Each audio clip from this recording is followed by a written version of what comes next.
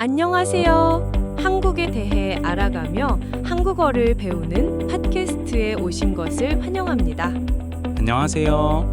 이 팟캐스트를 듣는 방법을 알려드릴게요. 처음에는 이해가 안 되어도 그냥 흘려 들어보세요. 그 다음에 여러분의 언어로 된 번역 자막을 보면서 들어보세요. 마지막으로 모르는 단어와 표현을 정리하며 들어보면 한국어 실력이 많이 향상될 거예요. 오늘은 정말 재미있는 주제로 찾아왔어요. 바로 한국의 라면에 대해 이야기해 볼 거예요. 네, 맞아요. 한국에 오는 외국인들이 관심 있어 하는 음식 중 하나죠. 그럼 퀴즈 하나 내볼게요. 외국인들이 가장 좋아하는 한국 라면은 무엇일까요? 1번 신라면, 2번 불닭볶음면, 3번 진라면. 정답은 마지막에 알려드릴게요. 오, 흥미로운 퀴즈네요. 오늘 내용을 배우면 한국 편의점에서 라면을 고를 때 도움이 될 거예요. 그리고 한국 친구들과 라면 이야기도 할 수 있고요. 한국인과 외국인의 라면 취향이 다른 이유도 알 수 있을 거예요. 먼저 한국에서 가장 인기 있는 라면이 뭔지 알려주세요. 네. 한국에서는 신라면이 1위예요. 그 다음이 진라면, 안성탕면, 삼양라면 순이에요. 농심과 오뚜기가 한국 라면 시장의 82%를 차지하고 있어요. 82%라니 정말 많네요. 그런데 외국인들이 좋아하는 라면은 다르다고 들었어요. 맞아요. 외국인들은 불닭볶음면을 가장 좋아해요. 그 다음이 신라면, 짜파게티 순이에요. 한국인과 순서가 많이 다르죠? 정말 신기해요. 왜 이런 차이가 날까요? 여러 이유가 있어요. 첫 번째는 SNS의 영향이에요. 불닭볶음면은 Fire Noodle Challenge로 유명해졌어요.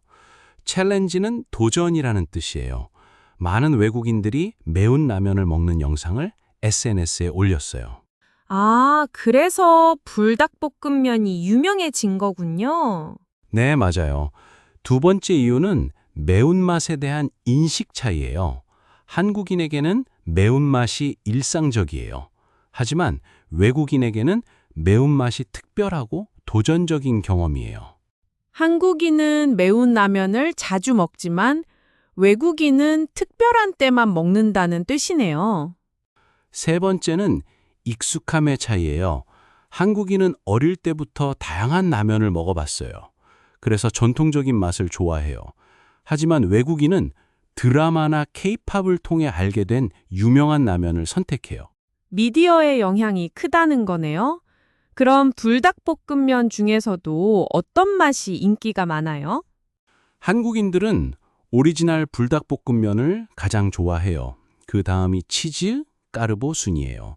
하지만 외국인들은 까르보 불닭볶음면을 가장 좋아해요. 왜 외국인들은 까르보 맛을 더 좋아할까요? 까르보 맛은 크림이 들어가서 매운맛이 부드러워져요.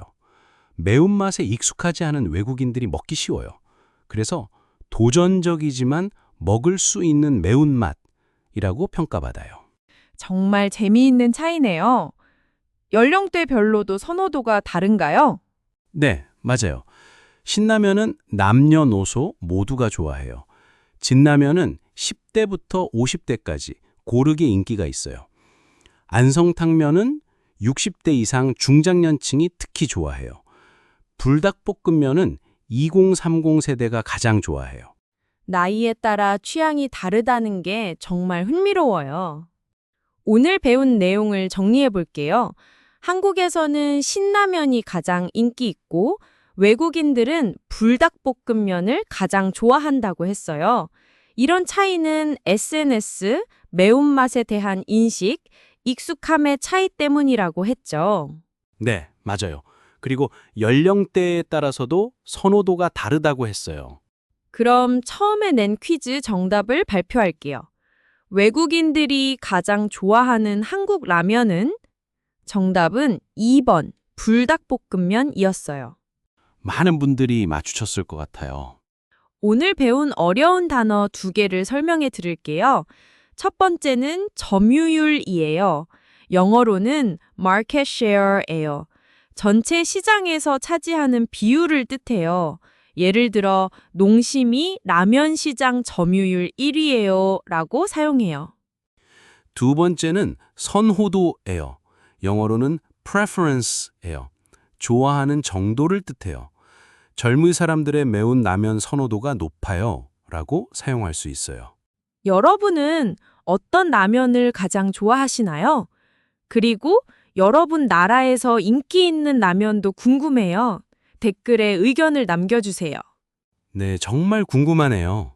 오늘 내용이 도움이 되었다면 구독, 좋아요, 알림 설정 부탁드려요. 궁금한 점이나 다루었으면 하는 주제가 있으면 댓글에 남겨주세요. 네, 다음에도 재미있는 주제로 만나요. 안녕히 계세요.